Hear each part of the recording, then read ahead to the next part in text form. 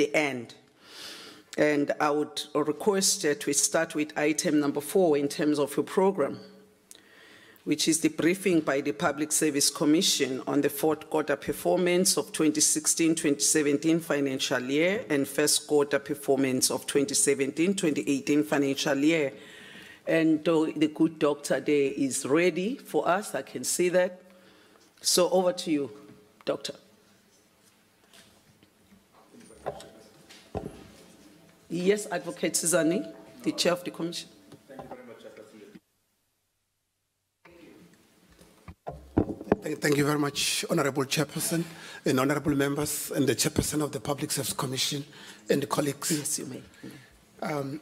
This is the presentation of the Public Service Commission on the fourth quarter performance for the 2016-17 financial year and the first quarter performance for the 2017-18 financial year. Our presentations, as following is the outline, but I think we'll go straight to it, Honourable Chair. I think, Honourable Chair, what we would like to present, just a summary of our 2016-17 financial year in total. I know we'll still be coming back at a scheduled time to present our annual report, but just to indicate the following, Honourable Chair, that overall during the previous financial year, the Public Service Commission achieved 95% of its planned target. And then adjustments to the work plan and the non-achievement were mostly as a result of the financial and capacity constraints experienced by the PSC. But I think what is most notable is that out of its 100% of targets, only 5 were not achieved. But specifically when we talk about our fourth quarter of our last financial year, the following were achieved. It is then increased in the finalization of grievances and complaints that were reported within the quarter, and then the ability of the Public Service Commission to maintain the vacancy rate below 10%. And the establishment of the data warehouse, Honourable Chair. And I think this is the data warehouse that will enable the Public Service Commission to be able to generate information that will be used by its stakeholders within the shortest possible time, because the data warehouse will store all this information and as readily available as possible. There was an establishment of an online grievance and complaints management system, which is very good in terms of ensuring that all grievances and complaints that are reported to the Public Service Commission we are able to manage them and report them speedily. So it was also achieved within the last quarter of the financial year, which is the fourth quarter. And there is a migration and in-house management of the National Anti-Corruption Hotline. I think this one, Honourable Chair, was in the past, as the committee knew, was managed by the PSC, but outside. But now this has now been fully fledged, managed internally, so that we can, the PSC can be able to manage its resources effectively. During the period under review, which is the fourth quarter, the Public Service Commission managed to conduct inspections with regard to the availability of learner and teacher support material. This is to ensure that when schools reopen, there is readily available material for the teaching and learning to start immediately. So inspections were conducted during that particular time of the reopening of the schools. There were also various research projects that the Public Service Commission was able to complete during the fourth quarter of the last financial year, and they were the following. It was a report on the assessment of the verification of qualifications of SMS members in the Eastern Cape Province, and report on the assessment of emergency medical services in Mpumalanga, and a report on the investigation into management of the Department of Health in the Western Cape. This was specifically on policy on incapacity leave and ill health retirement application process. So these were the key achievements of the Public Service Commission during the fourth quarter of the financial year, and indeed they were achieved accordingly. What happens here now, Honourable Chair, is to show on this slide that the Public Service Commission during the last financial year, 16-17 financial year, had 233 million budget, and the expenditure as of 31st of March 2017, which was at the end of the financial year, was 229,039. In other words, it meant that out of its budget, the Public Service Commission was only was left with 194,000, and the norm is 100%. And therefore, in terms of percentage, the Public Service Commission managed to spend its budget accordingly in terms of 99.91%. I think what we also show here, as much as it's not within regard to the specific fourth quarter, is with regard to the entire financial year. I would like to if you allow me, Honorable Chair, just to go through the specific, but we can always look at those that we did not achieve. So the green ones I can pass if it's acceptable to you. Thanks, Honorable Chair. I think the one that within the fourth quarter that the Public Service Commission did not achieve was just to deal with the issue of the 30 days payment. There were 14 invoices that within the fourth quarter the Commission could not finalize them within the within the 30 days in terms of payment. And then I think with regard to this one, there was a business continuity plan reviewed. We could not finalize this one mainly because of the financial constraints, and the one on the workshop on the disciplinary resolution mechanisms to be conducted, we could not secure the facilitators who were supposed to facilitate the workshops accordingly. I think, Chairperson, with regard to this, because I think I just want to draw your attention, and honorable members, to the red items. With regard to this particular slide, there are just two areas. One is where, in terms of the methodology for analyzing strategic plans, annual performance plans, and annual reports developed, the draft guideline was produced post the target time. In other words, it was not achieved within the time frame that was not stipulated. But with the Section 196 report, it was achieved, but it only achieved 2 months later, but it was still within the fourth quarter of the financial year.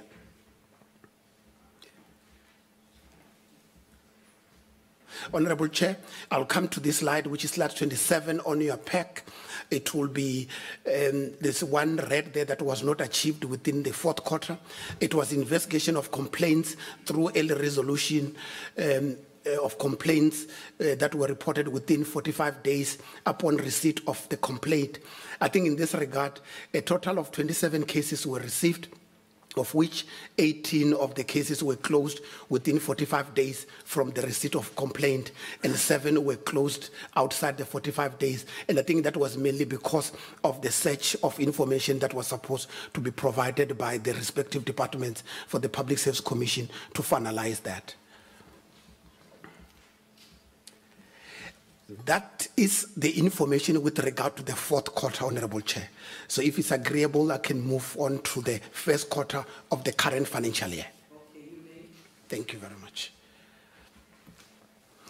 The summary performance of our first quarter 2017-18, with our targets, 91% of the planned quarterly targets were achieved during the first quarter of our 17-18 financial year. And the key achievements in this quarter are the following: the finalization of the following reports, the draft report on the investigation into the implementation of labor court orders and arbitration awards by departments and the implications for labor relations, consolidated report on learner-teacher support material, an overview of the implementation of financial disclosure framework for 2015-16. And inspections were conducted in hospitals in KZN province and in libraries in the rural areas in Limpopo province. And there were workshops on various reports, work on various research reports commenced. These are those reports that are scheduled to be completed by the end of the financial year, but during this particular quarter, they were all commenced with the research work was commenced.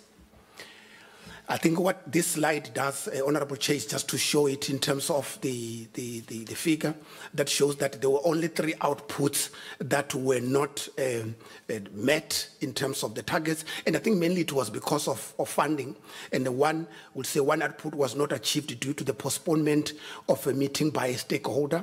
And the 2 outputs were delayed due to the need for further engagement with the stakeholder. It was on the constitutional values and principles that the Public Service Commission was piloting in selected departments. I think, Honorable Chair, this gives us a summary of our report, particularly of the first quarter of our 17-18 financial year. Thank you very much, Honorable Chair. Thank you very much. On Advocate Sizani, do I have something to add? I'm just checking. Yes. Yes. Oh, okay. Yes. Yes. Actually, this is very important that Chairperson was reminding me, Honorable Chair. Okay. He was reminding me of the budget slide so that we can bring to the attention of the portfolio committee of the budget. The allocated budget for the 17-18 financial year is 245,664,000. As of June 2017, which is the end of the third quarter of the first quarter of the financial year, we had spent 18,194,000. The expenditure until the 30th of June was 58,491,000, and the norm is 25%. But I think what is very important to this slide, Honorable Chairperson, is that the compensation of the employees of the Public Service Commission is 188 million, which means it takes the biggest chunk of the budget allocated to the Public Service Commission. And then the goods and services is 55 million. And what we also need to bring to the attention of the portfolio committee is that when we started this particular financial year, we started with a shortfall of 6.8 million. And this shortfall was mainly because of the accrued invoices that were paid in the current financial year, but of the activities that took place during the past financial year. So this means that our current budget was already short of 6.8 because these were of the invoices that only arrived to the Public Service Commission during the current financial year. And this in itself it says the Commission, in terms of its budget, then we are already on 6.8 million shortfall with the current financial year, which is a bit problematic because in terms of the mandate of the Commission with this shortfall, we might struggle to meet that mandate of the Public Service Commission. I think that's the key message that we wanted to bring to that. No, thank you very much. Members, I don't know how are we going to proceed. We have a situation here. We have the entities here. Other entities are here, but we do not have the minister nor the DG from the department. And we also have a challenge because the Public Service Commission, as you already heard, has a very, very, very dire situation in terms of achieving their targets, given the fact that 97% of the budget goes towards their operating costs, as it is a major cost driver. Over and above that, the members would recall that the department, when we approved the budget, we already knew that they were going to face some challenges because their budget was revised downward, which means that they are not going to be able to achieve their targets. And the sad thing is that we are not really talking about a very big slice here that we're talking about. We have a situation that, therefore, members, that Program 4, which specifically deals with corruption, And unfortunately, we don't have the minister here and the DG, they are not here. Because that's actually taking up a large chunk of the money that should be earmarked for their work. Now, I don't know how do we proceed because they are not here and they have not apologized. As far as I know, they were supposed to be here. And we are sitting with a situation where they are not here. And I'm just going to hear from the members. I don't know how do we proceed because we had requested them to be here. And over and above that, there were quite a number of issues that we had raised because the members had written to me. One of those members that wrote to me was Honorable van der Waard. She had written me a letter wherein she outlined her major concerns about some of the reports that were widely circulated in the media about the minister. And unfortunately, I then wrote to her because I requested that she can come to the meeting. I requested that she writes us a report so that we could table it here, even if we don't deliberate on it today. But unfortunately, she's not here, yet she had undertaken to me that she would be here, but she will be presenting a verbal report. Now, all these issues are interrelated because they are also speaking to the functionality of the different departments. So I'm just going to leave it to you members to guide me as to how do we proceed, because we also have to consider the other reports. We have to consider the National School of Government, the fourth quarter performance reports. We also have to consider the report of the public service itself. I don't know. Thank you, members. Honorable Waters. Chair, if I can just ask some questions of clarity, because it's very concerning that both the DG of the department and the minister have not arrived to attend the meeting. Now, did you get confirmation, verbal or otherwise, that the DG and the minister would be here today? Yes, I did get the confirmation that they were going to be here. But the only thing that I got, which was a qualification, because I had requested the minister to submit a written report based on to clarify the issues that had been raised by Honorable van der Waard. She did not submit the written report. She undertook that she will be presenting a verbal report here today. Thank you. Well, Chair, thank you for that clarity. Well, it's totally unacceptable, the fact that the very DG of the department that's supposed to hold public servants to account doesn't come here and fulfill his, I believe it's a he. Is it a he, right? Sorry about that. As you know, I'm new on this committee. The last time I was on this committee was when Minister Fraser Moleketi was the minister. That's how long ago it was. So, yeah, so I apologize. All right, but I was in crash. Yeah, you were in I'm showing my age here. But, Chair, it's unacceptable that the very DG whose department is responsible for the performance of public servants actually isn't here himself. And I'm glad the Public Service Commission is here because they can actually take this matter up for dereliction of duty, quite frankly. Where is he? You know, I'm not blaming you, sir, don't get me wrong, but what I'm saying is maybe they can investigate why the DG isn't here. It's totally unacceptable. And as far as the minister is concerned, Chair, I think, you know, once again, we see, she hasn't been here once before this committee since she was appointed the Minister of Public Service and Administration. And it's a dereliction of duty, the fact that she's promised to come here to table a report verbally about the concerns that many members of the public have and members of Parliament, and it's just simply given us the middle finger and not appeared here today. And I would suggest, Chair, that as a committee, that we then subpoena the Minister to come before this committee so we can hold her to account and ask her the pertinent questions that we want to ask her.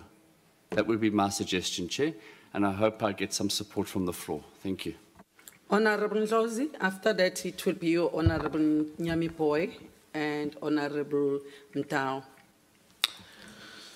Thank you, Honorable Chairperson. Look, it's true that we are engaging, rather we're forced to engage in a futile exercise, listening to entities without accounting officers, with whom the very first question that you posed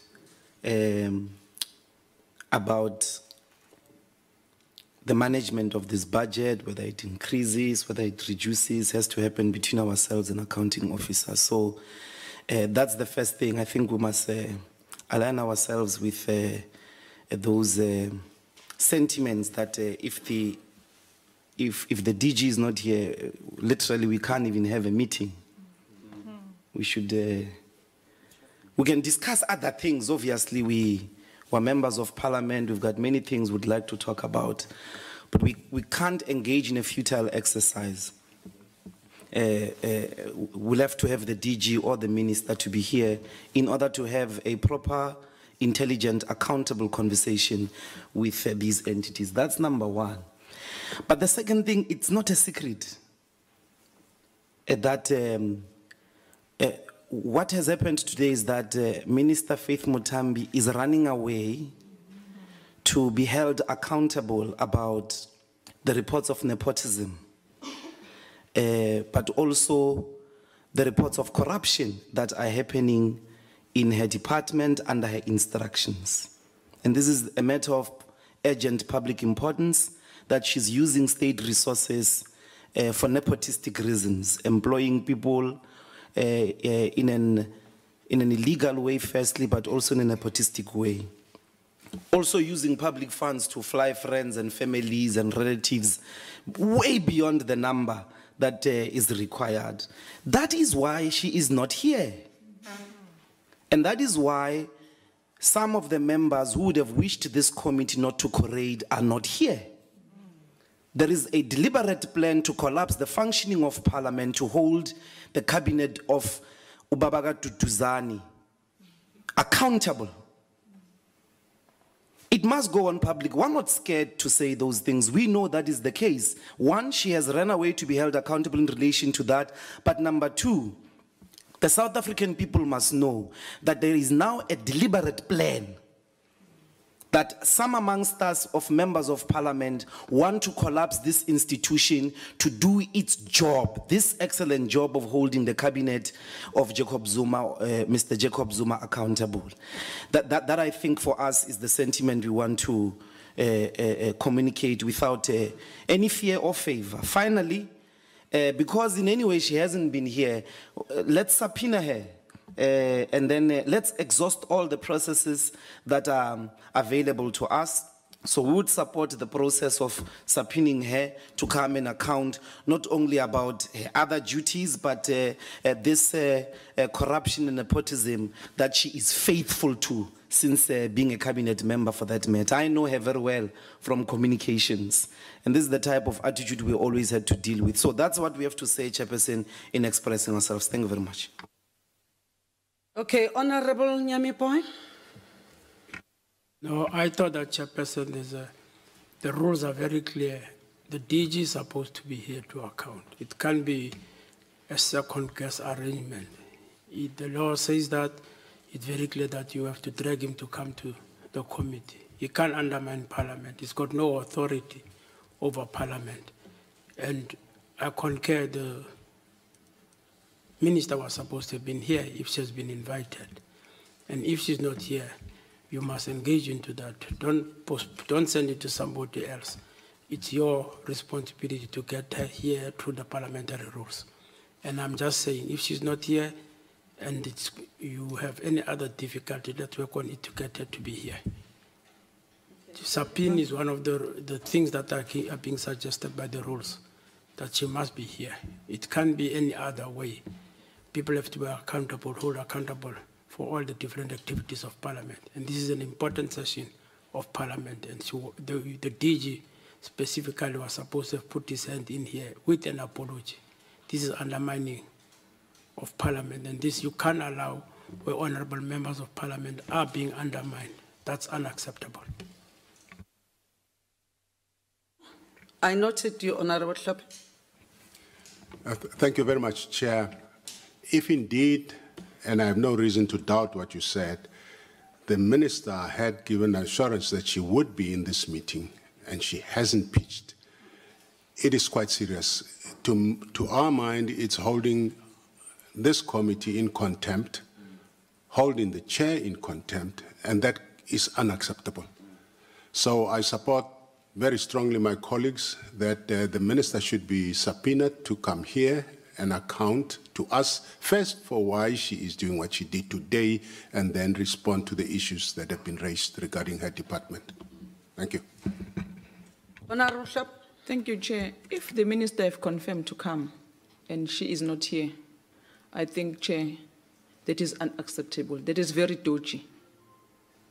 For the Minister to confirm to come before the Portfolio Committee, the next thing she's not coming before the Portfolio Committee without any reason, that is dodgy. She does not deserve to be a Minister, to start with. The second issue that I want to check with you, Chair, I think in terms of Rule 68, we have all powers to call her here. The less I said about the DG is better, because there's a deliberate move to undermine this institution. It happened in Home Affairs, and today we're fighting in Home Affairs because of the one reason. The DG, as well as the ministers, they don't want to come and account.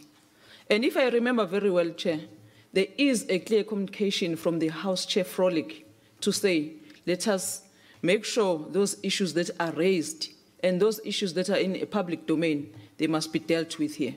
So, Chair, if you didn't use that Rule 68, I appeal to you, Chair, to say, please use that Rule 68, not to tell the Minister to come, but just to tell her that in terms of the Rules 68, you are empowered to call her before the committee. Thank you, Chair. Thank you. Honourable Young Blood. Thank you, Chair. From my side, I feel exactly the same as my colleagues here in terms of the kind of action that we should pursue with regards to the Minister and her not turning up. To me, it seems as though the Minister has really learned nothing from the poor performance in her previous portfolio committee communications, which was left in tatters when she left there and came over to us.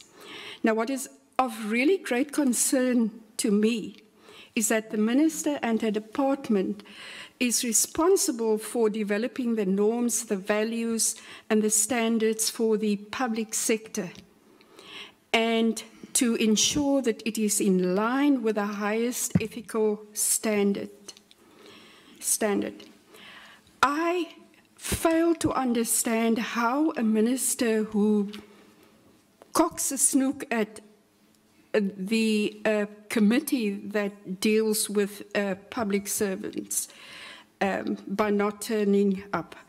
I fail to understand how she can think that she's got the moral standing, and I also take it in the light of the recent scandals that we read about, to fulfill her role as a minister.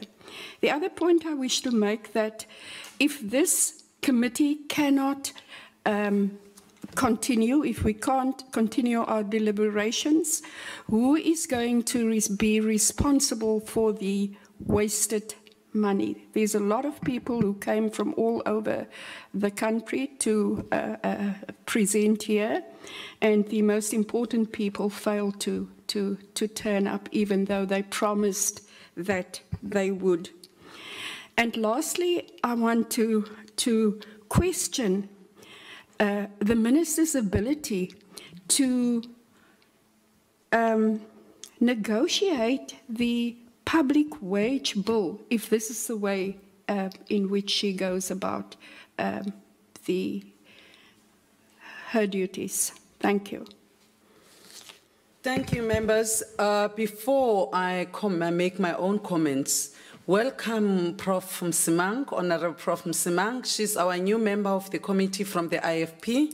You are most welcome, and we look forward to the engagements. This committee is very free. We try by all means to make sure that all members are given, sufficient space and time to engage on issues. Thank you very much. Members, I think it's important that I bring to your attention the fact that I was with Honorable Muthambi this morning. She was here in Cape Town. We're together. And even at the meeting where I was with her, she did not indicate that she won't be coming to this meeting. She did not tell me that she's not going to come to the meeting. And my understanding was that she was down here in order to attend this particular meeting. I am not sure about the DG, whether he was here as well or not. So that is a matter that I will definitely investigate and find out whether the DG did come down as well. Because to me, that is fruitless and wasteful expenditure. You can't come to Cape Town supposed to be attending a meeting, a portfolio committee meeting, and then you don't pitch up to the meeting, nor do you have the courtesy of advising the chair that you may not be able because maybe there's been some emergency or whatsoever. I did not receive that. Now, the members are also raising some important issues here, which I think, let me go to what Honorable Youngblood is raising.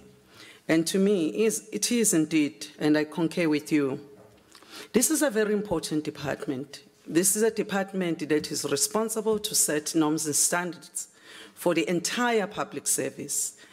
And by the way, the public service is not only national government. We're talking about local government, we're talking about provincial government, we're talking about SOEs, we're talking about all state-owned entities.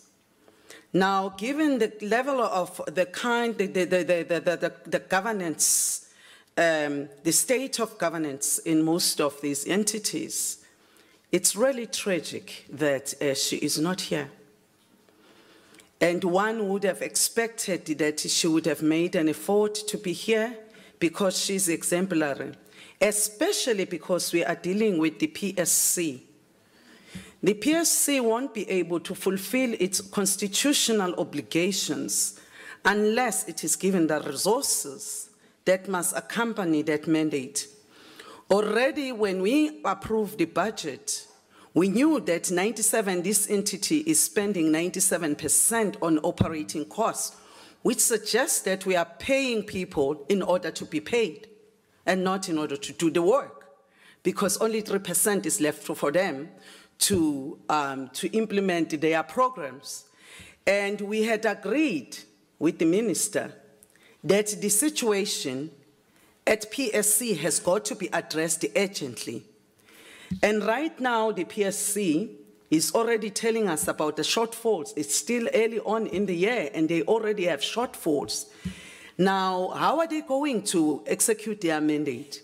We have a challenge in this country of corruption, and for us not to devote our energies and ensure that such entities like the PSC, which I must say that despite your challenges, having achieved 90%, 95% of your planned targets, to me, in the last quarter, to me, is very encouraging, because you are trying within the very, very limited resources. And I had started engagements with the minister because I felt strongly, and you will recall that I had engaged the minister. I actually raised it even in a different forum to say, Minister, we really, really have to find money for the PSC. Now, to me, it's a problem, because we have the minister here who is spending despite these shortfalls that we are having. We have the minister who is accused of spending money on friends and family members. accused of hiring friends and family, as Honorable Ndlozi was saying, and yet she can't find the money to actually address the shortfall that the PSC has. How is the PSC going to implement Program 4 in particular, which is the program that deals with corruption? And I don't think we should be apologetic about these issues. And I agree with Honorable Nyami that, you know, we need to ensure that the DG is here. I did not receive anything from the GD until now. I didn't know that the DG was not coming. I had expected that the DG would be here as well. He is the accounting officer, and when we are dealing with these operational issues, she ought to be here. Now, members, I think you are correct, Honorable Hlophe, that we need to revoke Rule 68. But, you know, one tries to be fair, because I thought, because the minister had undertaken that she would come to the committee, even though I wasn't very happy. I mean, Mastole would tell you, because I was very upset when we got the message that the minister is saying, no, she's not going to give us a written report. She will rather come and give us a verbal report. But now she has not even given us that the verbal report that she had promised. So, members, I do think that we will have to address these matters. However, my view is that we should not also contribute in the fruitless and wasteful expenditure. I would implore upon members to allow us to take the school, if the school is going to be here. Let them present, and all the issues that we would have asked the DG or the minister, I would suggest that we can then, those issues, we can then park them and engage with them when we have them here. They have a legal obligation to be here. They have to come here and account. Whether I am here as the chair or not, they've got to come before these structures of parliament that are supposed to hold them accountable. And I don't think that this is acceptable. And I undertake to the members to ensure that I do write to the minister and the DG, as already recommended. I will also advise Honorable Frolick, because I had spoken to Honorable Frolick as well, and he is the one that actually gave me the green light to proceed with the meeting. Okay, Honorable Ndlozi and Honorable Mutau. No, Chair, you know, because when we started, you asked about the Quorum and our capacity to take decisions. As you know, I mean, we know that 5 of the ANC members are boycotting this committee because of the politics of the ANC. And you know, because you are asking, we're trying to take decisions, and according to the Quorum, we're not courageing to take decisions. And so we know, we've got it confirmed that we do have. We do correct. Yes, we okay, do. That's fine, because my point about... I'm not sure if you've forgotten that you are actually counted. No, I know. Yes, so we do have the quorum because you are also here. That's fine. And you announced yourself that you are here representing Macaus as an alternate. I did not count you. Just a kind reminder. I did not count you as the chair. Count me, I'm a member. All right, no, that's fine. But Chairperson, my simple point is obviously that I think if there is that type of an activity where the work of Parliament is being sabotaged in these ways, because you must be able to explain to the South African public in no equivocal terms that what we have here today is not the absconding of the minister and the DG only, that we also have a problem of people who have taken a decision that they're not going to participate in holding the minister accountable.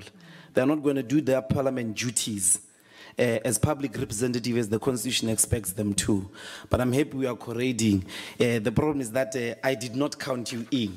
So I'm happy, let's subpoena the minister and do the honorable thing.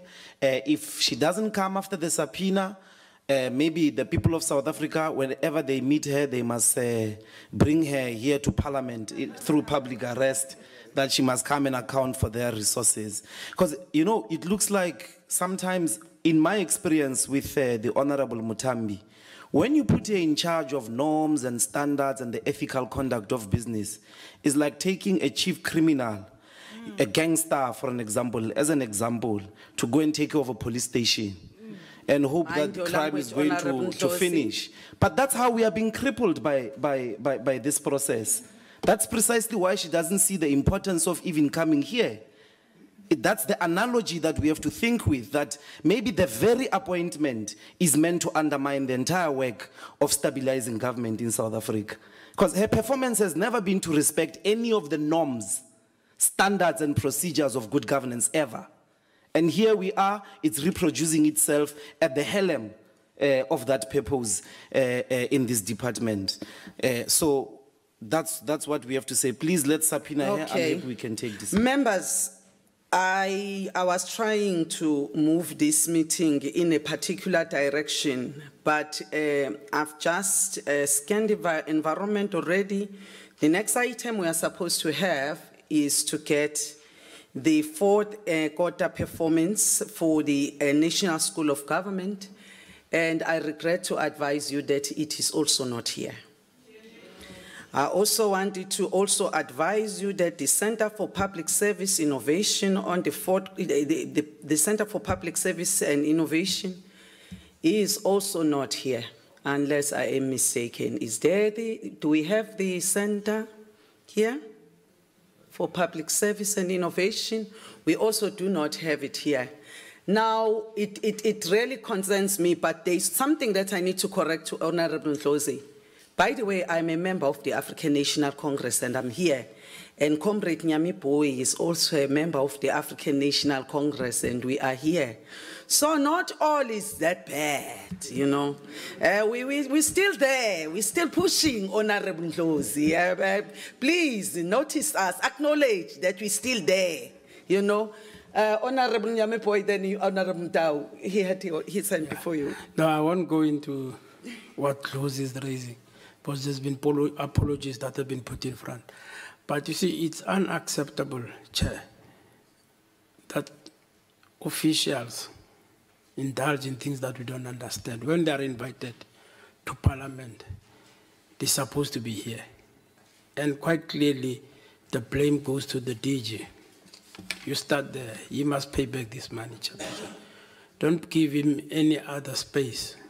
Tell him Parliament would want him to repay the money. Because there's no other way we are going to, because this process is important. It's important for his own work. And he's supposed to be the good example with the presiding of the minister over this particular process. So I don't understand where I'm seated, that why would officials combined with the executive not be in a meeting which has been properly constituted, and engagement has been done quite a lot. So for me, recover the money, Chairperson, and then maybe deal with the decision-making process. Now, we happen that the officials themselves are not here. We're supposed to report to us. We have come to work. They have decided to stay away from us. We need to get a concrete reason from your side that what is exactly going on so that we can deal with these matters, parliamentarians. We can't be undermined. It's not about you, it's about Parliament, the institution. They must deal with Parliament. If they've got issues, there's a speaker here, they must talk to her. Nobody have done that. And for me, where I'm seated, you are the chair of this committee, and that has been the process. And we need to be able to give respect to that. And officials combined with politicians are supposed to be in front of you to come and account. We don't know anything else, even within the African National Congress, that you are not chairing this particular meeting. It's your duty. And I'm here because we have to make sure that Parliament functions And there's nobody else who's told us anything else besides sure that we have to come to meetings and make the work to happen. There's been a suggestion that I'm hoping that Honorable Mutawi you are going to speak on that, maybe support or whatever. It's coming from Honorable Nyameboy that we need to recover the money from the DG because a lot of expenses have gone into this meeting, and the fact that all the officials that are not here in a properly constituted committee and they were notified in time. So I'm hoping that you should be speaking to that. Yeah, over to you, Honourable. Thank you. That might be the second leg of the issue I want to raise, Chair. Honourable Ndlozi referred to possibility that the minister is not here because you are in the chair. My question is, are you aware of the letter to the Chief Whip of the ANC by the members of this committee who are not here today? Because we have it on very good authority that they are not here because they say they cannot be led by you. Now, if that is the case, it means you need to go into this thing as you go into the issue of the minister, and of course look into the implications for tomorrow's meeting. We have a meeting tomorrow, and if these people are still holding that view and attitude, we're going to have a very serious issue to deal with. Okay, Honourable Nyameboy. I note you, Honourable Chair, just to clarify the issue, there's no change of leadership in this committee. You are the chair of this committee, and that's what I know. And I don't even see what would be the debate about that in the portfolio committee meeting. Those members that have done whatever is being circulated, it's their own business. The movement will sort out its own problems. But here, you are the chair, and there's nothing that has ever changed from that. You chair today, you chair tomorrow, you chair any other time, until we get the information. There's nothing that has changed, Chairperson. Thank you. Members, I don't want you to be left with the wrong impression. We have no meeting tomorrow. There is no scheduled meeting tomorrow. We were going to deliberate on all the issues today, and this was the only scheduled meeting. Yes, Honourable Waters.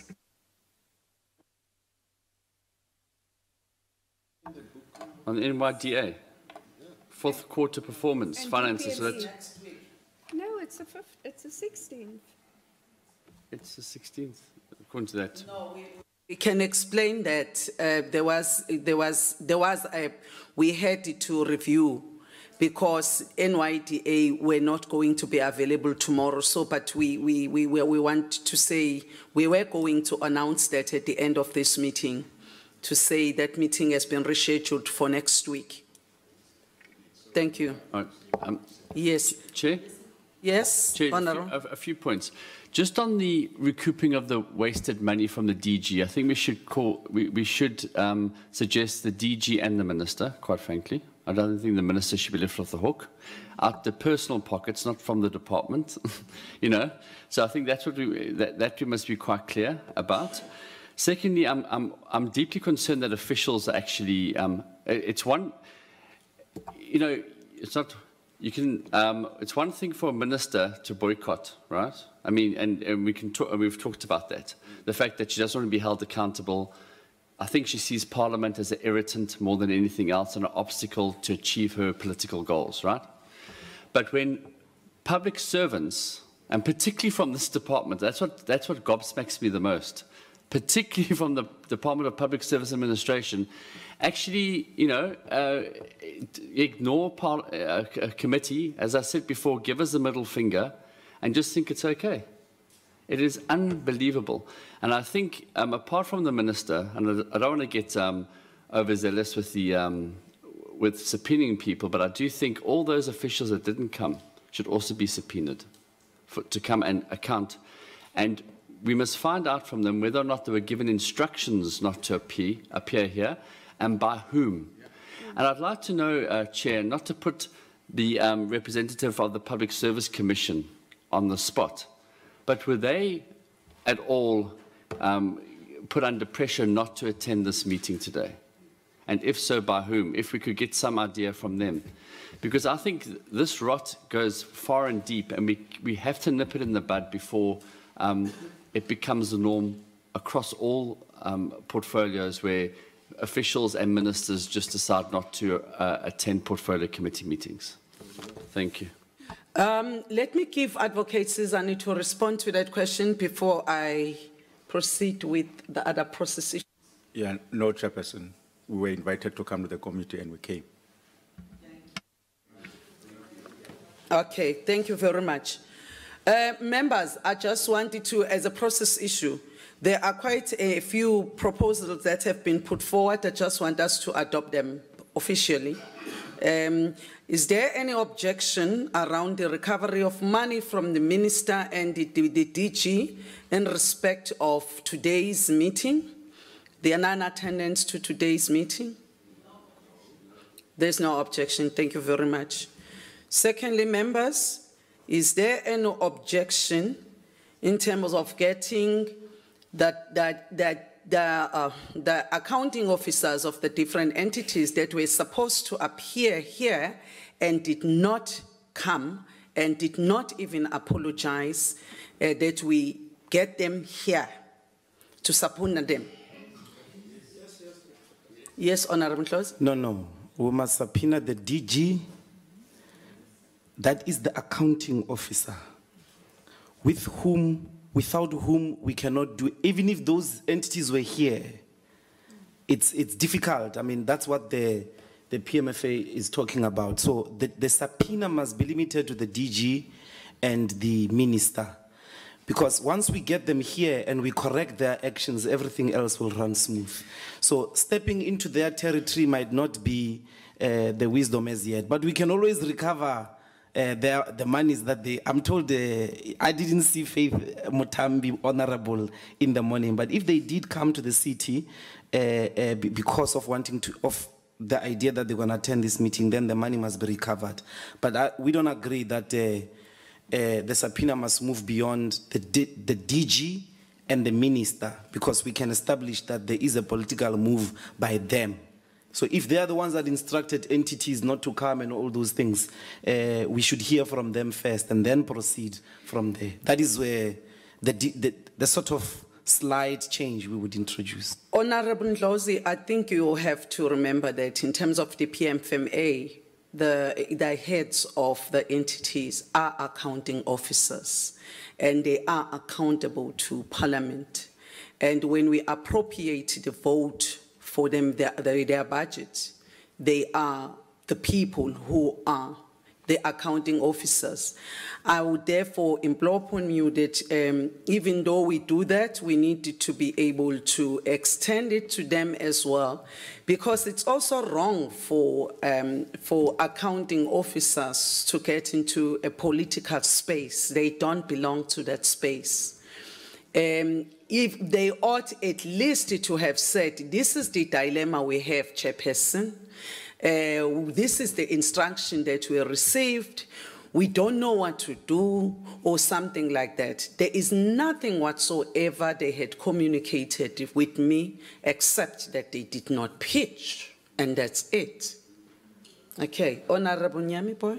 No, Chairperson, I was going to say that is just the main reason that no one who's a public servant can undermine you, because you're representing Parliament here. You're not representing your jacket. If you issued an invitation and people don't turn up, there must be a reason. Somebody must write back to you. And you have told this meeting today that they have not done that and they've ignored you. I don't understand which rules are they using to ignore you. I mean, even going to the level of undermining the Constitution, you must put your foot down, Chairperson, and let them bring the money, Chairperson. Let them come and account. Okay, thank you very much, Honorable Nyame Boy. I agree with you. Yes, Honorable Claus? Well, in that case, then it should be chairpersons and CEOs, not directors only, or the equal. They are not directors. You are absolutely. They are CEOs, by the way. Yes, chairpersons of boards and CEOs. Yeah. In that case, and then we can proceed. Hey, you never wanted to be beaten in an argument. That thing you are saying has already been said. I agreed. Nobody mentioned chairpersons, and that's my worry, is that in that case, since I'm buying to the argument. You must learn to be corrected. Yeah, Yeah, okay. I didn't know you are religious. I withdraw there. I withdraw. I'm a mother. I tend to, you know, play that role sometimes to get people back online. Okay. Members, I think, yes? You didn't mention subpoenaing the minister. Subpoena the minister. The Honorable Ndlozi came with the, I was going to have her own resolution, but Honorable Ndlozi has kind of listed all of them there.